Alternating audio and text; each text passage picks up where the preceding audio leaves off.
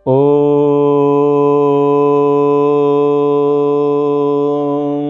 सहनाववतु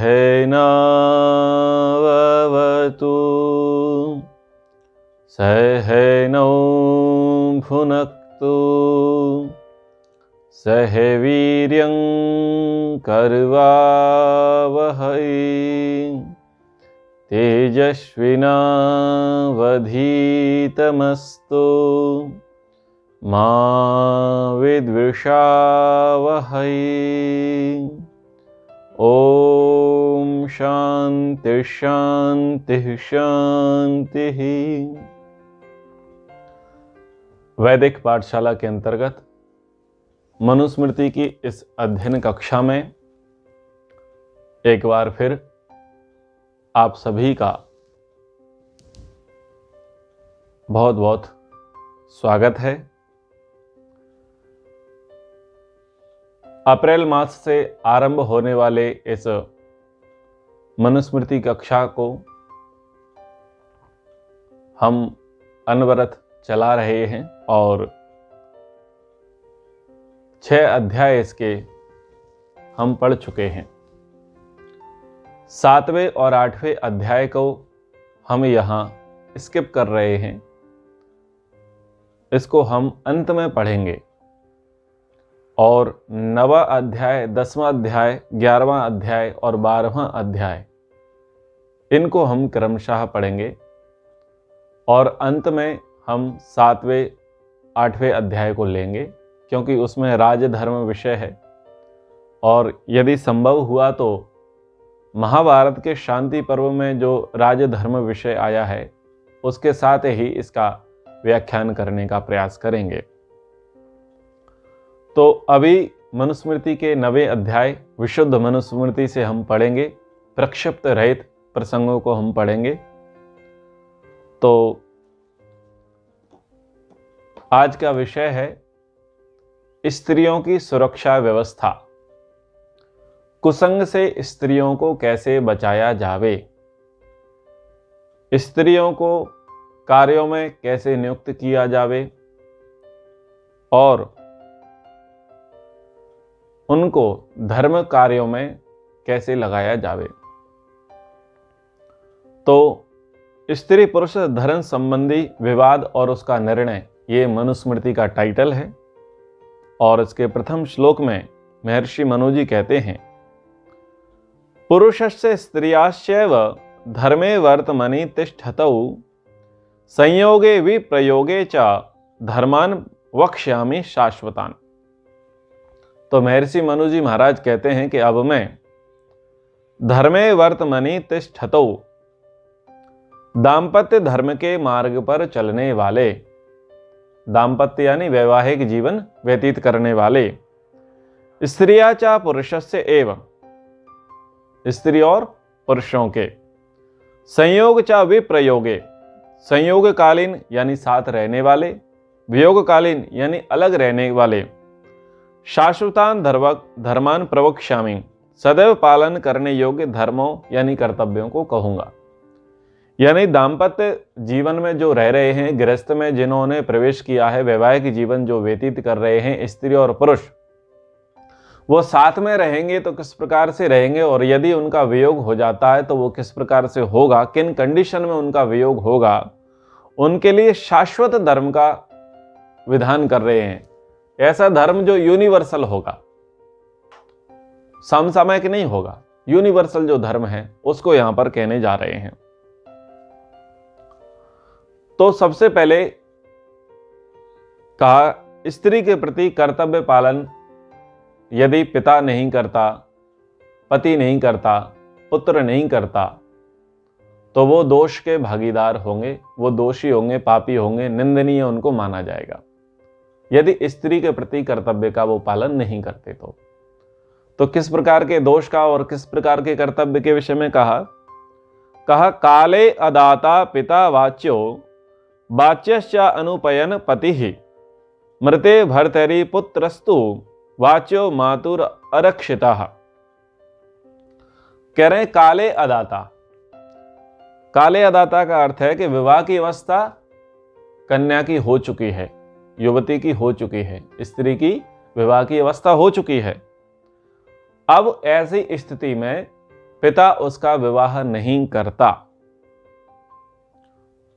तो पिता कैसा है? पिता वाच्यः, पिता को निंदनीय माना जाएगा, उसको दोषी माना जाएगा कि जब कन्या विवाह के योग्य हो गई है तो विवाह के योग्य कन्या को देख करके उसका विवाह कर देना चाहिए। यदि पिता ऐसे इस धर्म का पालन नहीं करता तो वह निंदा का पात्र होता है और वो दोषी माना जाता है। दोषी क्यों माना जाएगा? क्योंकि दोषी तो आप देख ही रहे हैं, जो माता पिता बच्चों के विवाह पर ध्यान नहीं देते, वो बच्चे अवस्था प्राप्त होकर के प्रायः दूषित कर्म में संलग्न हो ही जाते हैं। तो उसका दोष किस पर चला जाता है? पिता पर चला जाता है, क्योंकि पिता ने उस धर्म का पालन नहीं किया। आगे कहा चा अनुपयन पति ही, और विवाह कर दिया। विवाह कर दिया गया है, लेकिन विवाह करने के बाद वो पति के साथ रह रही है, पति के साथ रह रही है, और जो ऋतुदान का समय होता है उन दिनों में पति उसके साथ समागम नहीं करता, संगम नहीं करता, तो वो भी उस समय निंदनीय और दोषी माना जाता है। क्योंकि जो शारीरिक आवश्यकता है यदि उनकी वो पूर्ति नहीं करेगा उन कालों में, उन समय में, तो वो पत्नी के द्वारा निंदा का पात्र बनेगा और वो दोषी भी होगा, क्योंकि उससे पत्नी के दूषित होने की संभावनाएं रहेंगी। और तीसरा कहा मृते भर्तरि पुत्रस्तु वाच्यो मातुः अरक्षिता। पति से विवाह हुआ लेकिन पति का देहावसान हो गया। देहावसान हो गया तो उस माता का, यानी उस स्त्री का जो भी संतति है, संतान है, पुत्र पौत्र हैं, यदि वो उनकी रक्षा नहीं करते, उनका लालन पालन नहीं करते माता का, तो वो संतानें निंदनीय हैं, दोषी मानी गई हैं। अब आगे कहते हैं छोटे से कुसंग से भी स्त्रियों की रक्षा अवश्य करें। श्लोक संख्या 3 है, क्रम संख्या 5 में। सूक्ष्मेभ्यो अपि प्रसंगेभ्य स्त्रियो रक्षा विशेषतः द्वयोर्हि कुलयोः शोकम आवहेयुः अरक्षितः। कह रहे हैं सूक्ष्मेभ्य प्रसंगेभ्य अपि, छोटे छोटे कुसंग के अवसरों में भी स्त्रियां विशेषतः रक्षा, स्त्रियों की विशेष रूप से रक्षा करनी चाहिए। ऐसा नहीं मानना चाहिए कि ये तो छोटी बात है, होता रहता है, चलता रहता है, तो ये होता रहता है, चलता रहता है, छोटी बात है, ऐसा नहीं मानना चाहिए। उनमें गंभीरता रखनी चाहिए और गंभीरता रखते हुए ये विचार करना चाहिए कि ये छोटे छोटे कुसंग हैं और आज ये छोटे कुसंग हैं, धीरे धीरे ये कुसंग बड़े कुसंगों में बदल जाएंगे। जैसे कि अनावश्यक किसी से वार्ता करना, मजाक करना, कठोर शब्द का प्रयोग करना, अनिंदित कार्यों में लग जाना, अव्यवहार कर देना, ऐसी बहुत सारी चीजें होती हैं जो पारिवारिक सामाजिक मर्यादाएं होती हैं जिनका उल्लंघन प्रायः हो जाता है। तो वहां पर भी उन उल्लंघनों से उनको सचेत करना चाहिए कि आप इनका उल्लंघन ना करें, आप इन मर्यादाओं का भंग ना करें, क्योंकि थोड़ी थोड़ी ढील देंगे तो जो दोष करने वाला है, चाहे वह कोई भी हो, वो ढील देने से ही बड़े दोषों को करता है। तो यदि बड़े दोषों को, बड़े अपराधों को, बड़े कुसंगों को रोकना है तो छोटे ही स्तर पर उन पर अंकुश लगाना पड़ेगा। ये नहीं सोचना चाहिए कि अभी तो छोटे हैं, अभी तो नए हैं, अभी तो जवान हैं, धीरे धीरे सीख जाएंगे। ऐसा नहीं होता, वो सीखने की उम्र चली जाती है फिर। इसलिए जो समय है सिखाने का, उसी समय शिक्षा देनी चाहिए। क्योंकि अरक्षिता द्वयो कलयो शोकम आवहेयुः, जो अरक्षित स्त्रियां हैं उनके साथ घटित किसी भी अप्रिय घटना के कारण कुछ ऐसी घटनाएं घट जाती हैं जिनको अवॉइड कर दिया जाता है। जैसे मान लीजिए अनचाहा स्पर्श, अनचाही दृष्टि, अनचाही वाणी व्यवहार, जो स्त्री को प्रिय नहीं थी वो कोई उसके प्रति कर दे, लेकिन उसको अन्य लोग अवॉइड कर दें कि ठीक है छोड़ो, ये होता रहता है। अथवा स्त्री के द्वारा किसी अन्य के प्रति ऐसे ही व्यवहार हो जाए और वहां पर भी उसको अवॉइड कर दिया जाए, तो आगे जाकर के वो घातक और भीषण रोग जैसे हो जाते हैं, बहुत बड़े अपराधों में वो परिवर्तित हो जाते हैं। जैसे आप सुनते होंगे समाचार पत्रों में, टीवीओं में कि बच्चियां स्कूल जा रही हैं या कोई घर की स्त्रियां हैं वो कुछ कार्य कर रही हैं, तो कोई व्यक्ति कमेंट पास करता है या कोई हास्य विनोद कर देता है अथवा कुछ अनचाहा स्पर्श कर देता है, तो प्रारंभिक चरण में उस चीज को अवॉइड कर दिया जाता है, क्षमा कर दिया जाता है। और जो ऐसा व्यवहार कर रहा था वो क्या समझ लेता है, वो ये समझ लेता है कि इन्होंने प्रतिकार नहीं किया है, यानी इन्होंने मन ही मन इस चीज को स्वीकार कर लिया है। तो वो ऐसा व्यवहार करने वाला क्या करता है, एक कदम और आगे बढ़ जाता है। और जब एक कदम वो आगे बढ़ता है, फिर जब प्रतिकार किया जाता है तो उसके द्वारा रोष उत्पन्न होता है कि भाई तुमने पहले तो वेलकम किया, अब वेलकम क्यों नहीं कर रहे। तो रोष उत्पन्न होता है, तो वहां पर अपराध की स्थिति उत्पन्न हो जाती है, क्राइम सीन क्रिएट हो जाता है। तो इसलिए उनके छोटे छोटे कुसंगों में भी उनकी रक्षा करनी चाहिए, क्योंकि कुछ भी अप्रिय घटना यदि घटेगी तो वहां पर दो कुलों का विनाश होगा, यानी दो कुलों के लिए वो हानि की बात होगी, लज्जा की बात होगी, शर्म की बात होगी। एक पिता का कुल और एक पति का कुल, तो दोनों के कुलों को शोक संतप्त ना होना पड़े, इसलिए बच्चियों की, स्त्रियों की जो युवतियां हैं उनके छोटे छोटे प्रसंगों में भी उन पर ध्यान रखें। उनके भोजन, उठने बैठने, व्यवहार, बोल चाल, खान पान और वस्त्र, वेशभूषा, उस पर चाल चलन, उन पर दृष्टि बनाए रखें और देखें कि कहीं ये कुसंग की ओर तो नहीं जा रहे हैं। ये जिम्मेदारी है, कर्तव्य है, उसको अवॉइड नहीं करना है। लेकिन आप ये देखो, आधुनिकता की दौड़ में इन चीजों को बहुत छोटा मान लिया गया है, आम बात मान ली गई है, और यही एक बहुत बड़े दोष का कारण होती है।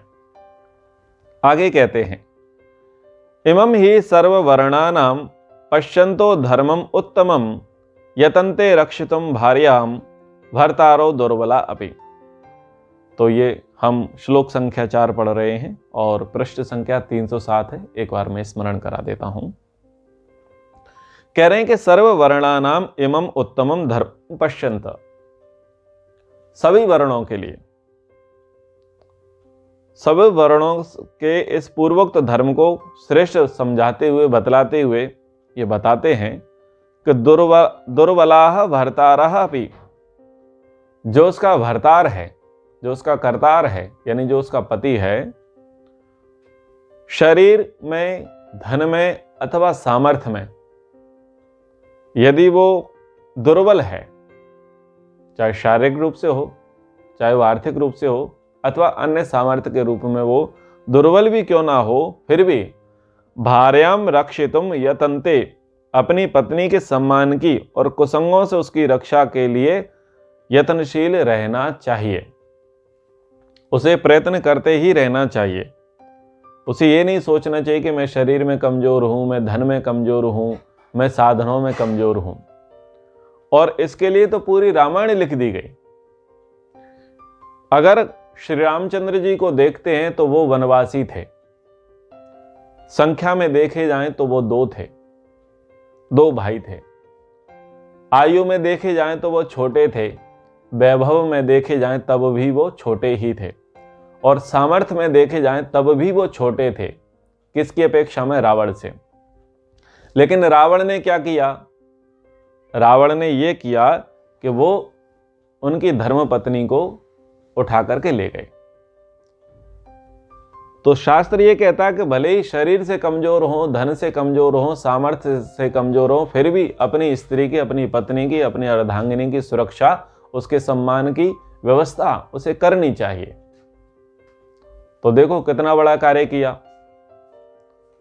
कि उन्होंने साधन अभाव था, साधन संपन्न हो गए। धन का अभाव था, धन से संपन्न हो गए। और लोगों का अभाव था और विशाल सेना उनके द्वारा खड़ी कर ली गई। और जाकर के किससे टक्कर ली? रावण से। और रावण से कैसी टक्कर ली कि उसको पूरी तरीके से तहस नहस कर दिया। तो लोग कहते हैं ना कि प्रेम की निशानी ताजमहल है, ये सब पागलपंती की बातें हैं। प्रेम की निशानी ताजमहल नहीं है, प्रेम की निशानी राम सेतु है, जो लाखों वर्ष पहले श्री राम जी के द्वारा बनाया गया था। तो प्रेम की निशानी ताजमहल मत बोलिएगा, भूल करके भी मत बोलिएगा। प्रेम की निशानी यदि बोलना है तो राम सेतु बोलिएगा, जो श्री रामचंद्र जी ने बनवाया। आगे, स्वाम प्रसूतिम चरित्रम च कुलम आत्मानम एव च स्वम च धर्मम प्रयत्नेन जायम रक्षण ही रक्षते। तो प्रयत्नेन जायम रक्षण ही, प्रयत्न पूर्वक अपनी स्त्री के सम्मान की और उसकी कुसंगति से रक्षा करता हुआ, संरक्षण में रखता हुआ व्यक्ति ही स्वाम प्रसूतिम, अपनी संतान, चरित्रम, दंपत्ति का आचरण, कुलम च आत्मानम एव, कुल और अपनी, तथा स्वयं धर्मम रक्षति, अपने धर्म की रक्षा करता है। अर्थात स्त्री के कुसंग में पड़ जाने से सब कुछ बिगड़ जाता है, क्योंकि स्त्री सुख और धर्म का आधार है। तो गृहस्थ में है और यत्न पूर्वक स्त्री के सम्मान और उसके कुसंग से उसकी रक्षा नहीं की गई तो क्या होगा? सारे जो पति धर्म है या जो गृहस्थ धर्म है उसका विनाश हो जाएगा और जो सुख था वो सुख चला जाएगा। तो यदि सुख गृहस्थ का बना रहे और गृहस्थ धर्म का निर्वाह यथोचित होता रहे तो प्रयास ये करना चाहिए कि स्त्री को सम्मानित रखें, उसका मान सम्मान रखें। दूसरा, वो किसी कुसंग में ना पड़े, क्योंकि थोड़े से ही कुसंग बहुत बड़े विरोध का और बहुत बड़े विनाश का कारण बन जाता है। तो यहां पर जाया उसको कहा गया। जाया क्यों कहा गया?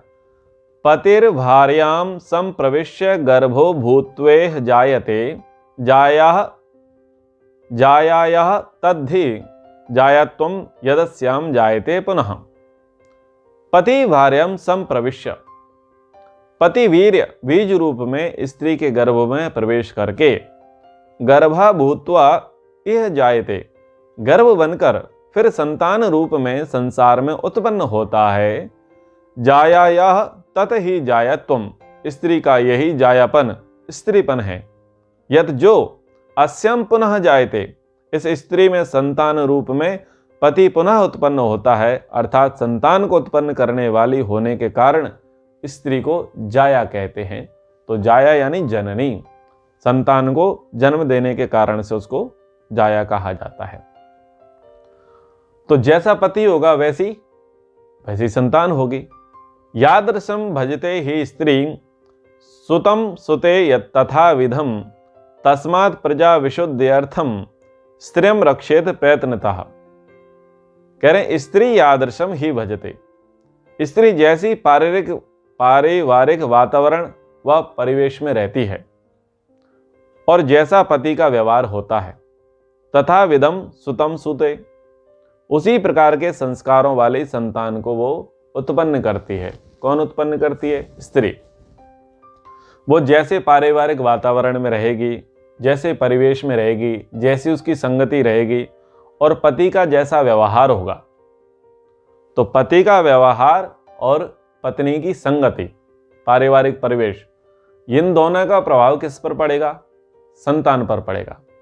इसलिए गर्भाधान संस्कार के अंतर्गत ये विधान किया जाता है कि जब स्त्री गर्भिणी होवे तो वो स्वच्छ वातावरण में रहे, पवित्र वातावरण में रहे, मांगलिक वेशभूषा को धारण करे, मांगलिक कार्यक्रमों में वो संलग्न अधिक रहे, और पति प्रेम पूर्वक पत्नी से व्यवहार करे, और पत्नी प्रेम पूर्वक पति से व्यवहार करे, और जो स्त्री है और उस स्त्री से सारे पारिवारिक जन प्रेम सौहार्द पूर्वक व्यवहार करे।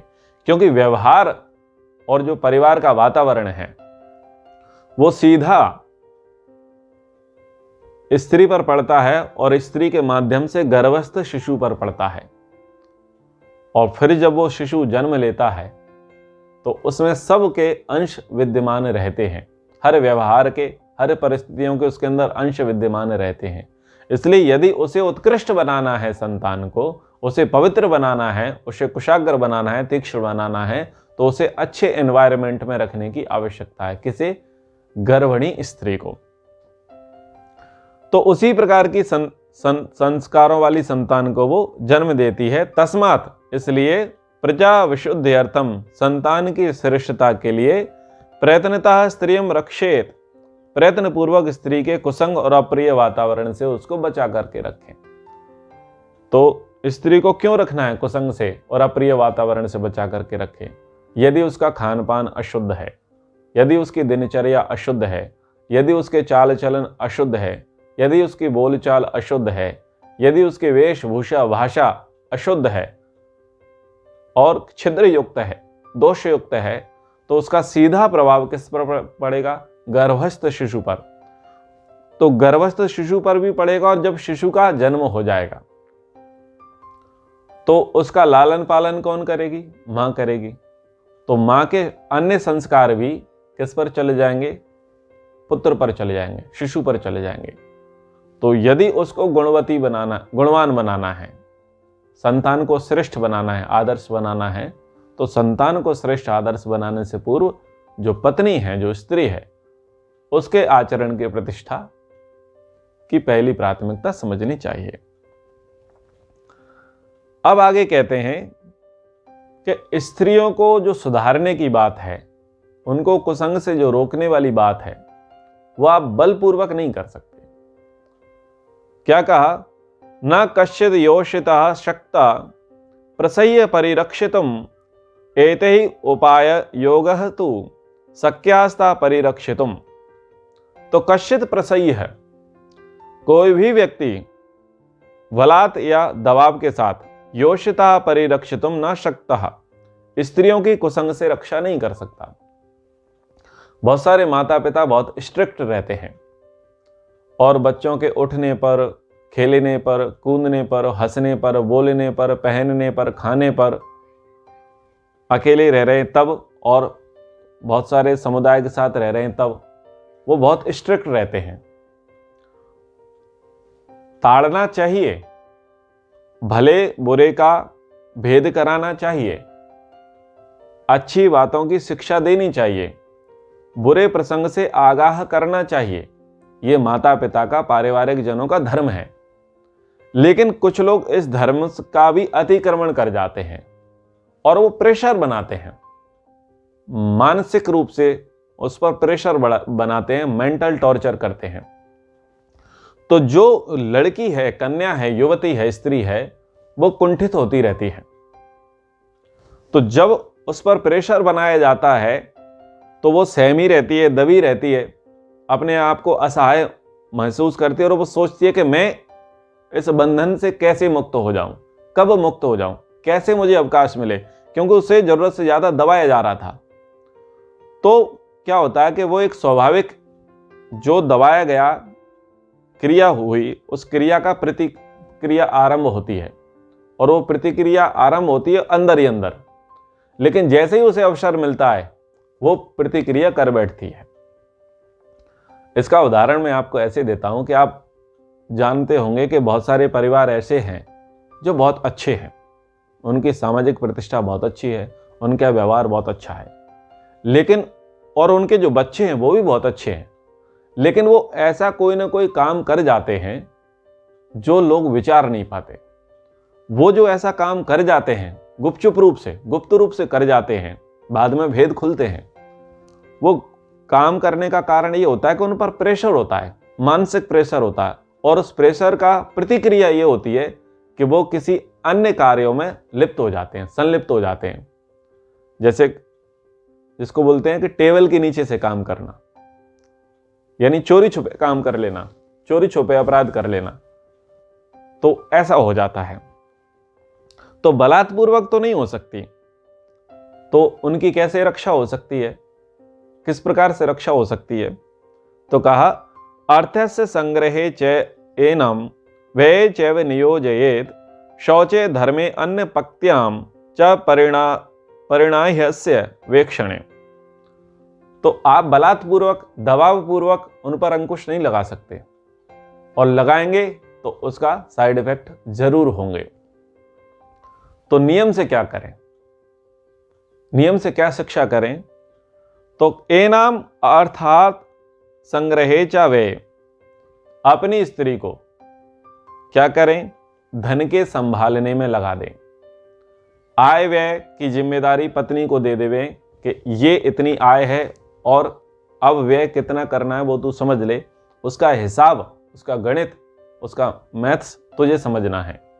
यानी परिवार का जो आय व्यय है, उस आय व्यय की जिम्मेदारी आपने उनको दे दी प्रेम पूर्वक, तो आय व्यय में उनका दिमाग चला गया। दूसरा, शौचे, घर एवं घर के पदार्थों की स्वच्छता, शुद्धि, पवित्रता पर उनको दूसरा दायित्व दे दिया कि आपकी रिस्पॉन्सिबिलिटी है कि घर की और घर के सब पदार्थों की शुद्धि, स्वच्छता, तो उनको दूसरा काम लग गया। तीसरा काम दे दिया धर्मे, धर्म संबंधी काम।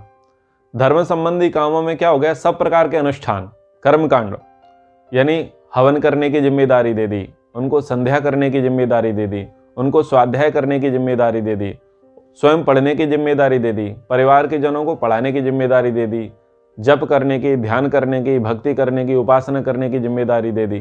तो ये भाग भी उनको सौंप दिया विभाग। फिर अन्य पक्त्याम, भोजन संबंधी कार्य भी उनको दे दिया, रसोई का, पकाने का, भोजन व्यवस्था संबंधी कार्य भी उनको दे दिया। और परिणाह्यस्य वेक्षणे, घर की सभी वस्तुओं की देखभाल की जिम्मेदारी भी उनको दे दी। तो इनमें नियुक्त करके रखना ज्यादा अच्छा है।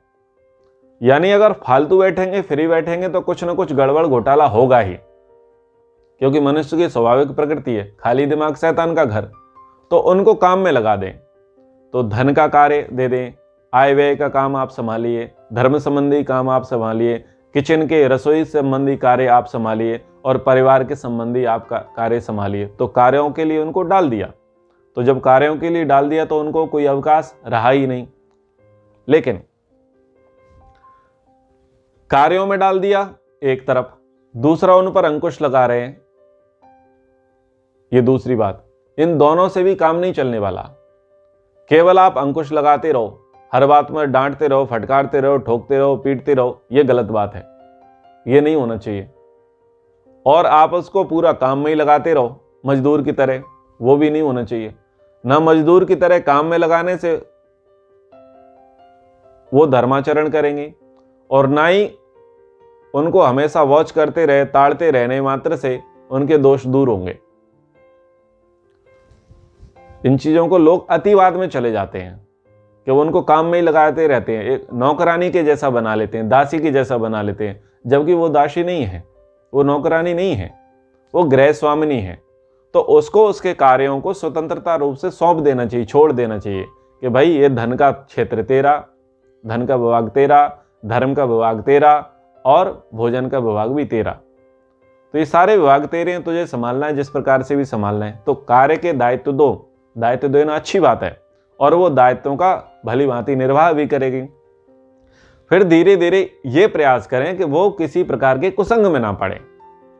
मतलब कोई व्यक्ति उसके साथ कुसंग वाला व्यवहार न कर दे, दोष वाला व्यवहार न कर दे, अथवा वो किसी व्यक्ति या वस्तु के प्रति दोषयुक्त व्यवहार न कर दे। तो उस पर क्या करना है?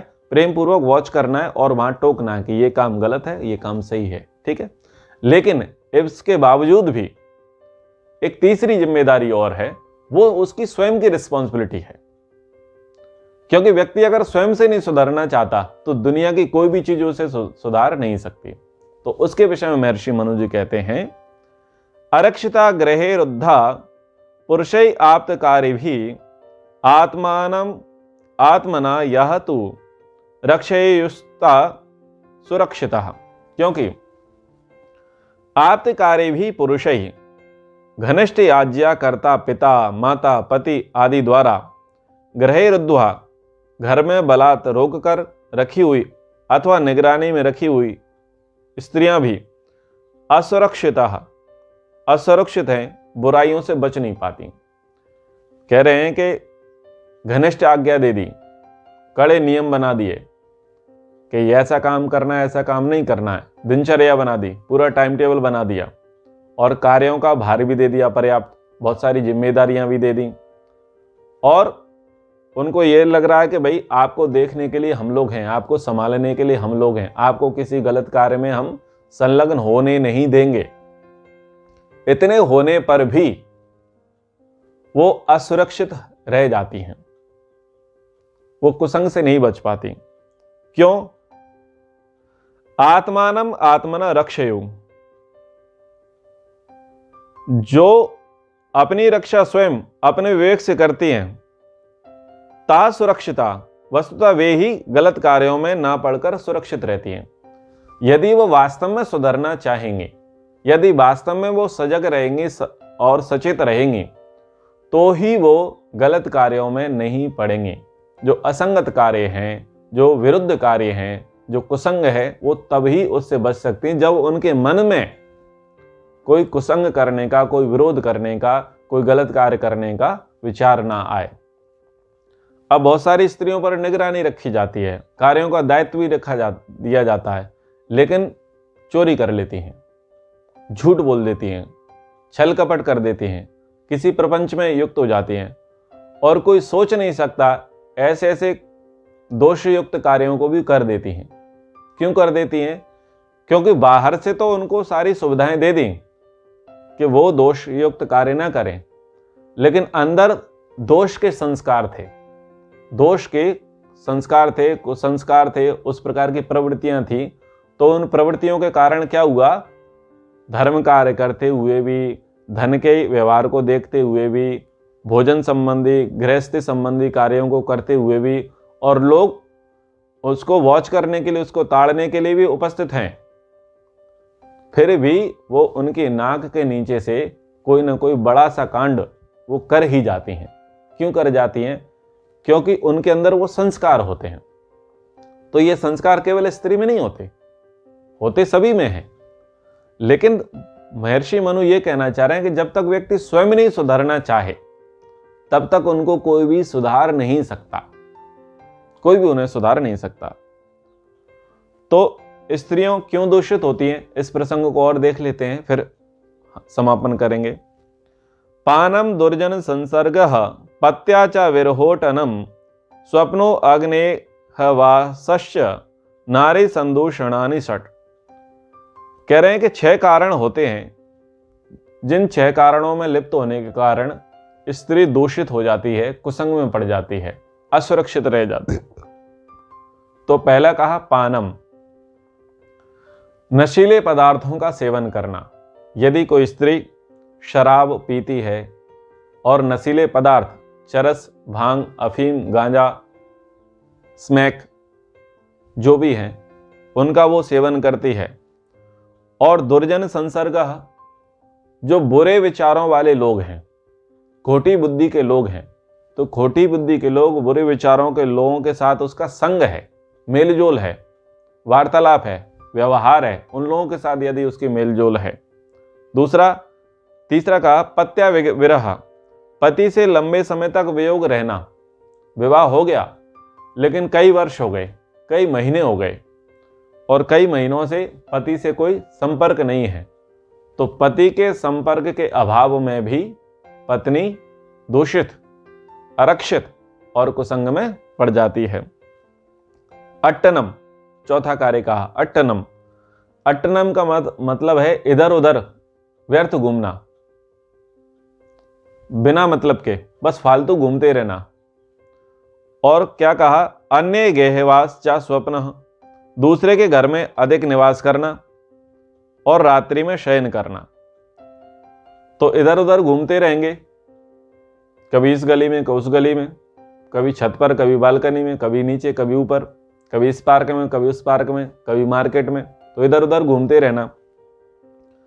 फिर दूसरे के घरों में बैठना, अपने घर की अपेक्षा कभी इसके दरवाजे पर, कभी उसके दरवाजे पर, कभी इसके घर पे, कभी उसके घर पे बैठना, फिर वहां शयन भी कर लेना। तो ये 6 कारण होते हैं जिन 6 कारणों से स्त्री के अंदर दोष आ जाते हैं। तो पहला कारण क्या है कि व्यसन करना, किसी भी प्रकार का नशा उसके द्वारा किया जाता है। दूसरा कारण है बुरे लोगों का, खोटी बुद्धि के, ओछी बुद्धि के लोगों के साथ उसका संपर्क रहना। तीसरा कारण बताया कि पति से लंबे समय तक दूरी रहना। पति से लंबे समय तक, महीनों महीनों की दूरी रहेगी तब भी वो उसमें बिगाड़ सुनिश्चित है। और फिर का अट्टनम, इधर उधर घूमते फिरना। पांचवा कारण बताया दूसरे के घर में अधिक ताक झाक करना, अधिक उठना बैठना दूसरे के घरों में। और छठवा शयन करना, अपने स्थान से दूसरे स्थानों पर, दूसरे के घरों में शयन करना। ये 6 कारण होते हैं। इन 6 कारणों से प्रायः नारी पद से भ्रष्ट हो जाती है। तो यहाँ स्त्री सुरक्षा के विषय में, स्त्री व्यवस्था के विषय में, स्त्री को कैसे कुसंग से दूर रखा जाए, कैसे उसको सुरक्षित किया जाए, इन विषयों पर यहाँ पर महर्षि मनु जी के द्वारा विचार प्रस्तुत किए गए। आशा करता हूँ आप लोगों को ये प्रसंग रुचिकर लगा होगा। हालांकि इस पर पर्याप्त व्याख्यान की आप अभिलाषा रखते होंगे, परंतु समय का अभाव है और पाठ लगभग पूरा करने के विचार हैं, इसलिए अधिक दृष्टांत और उदाहरण न देते हुए संक्षेप शैली से ही ये पाठ हमने पढ़ाया। तो आप सभी ने सुना, आप सभी का बहुत बहुत धन्यवाद। एक बार ओम का उच्चारण। ओ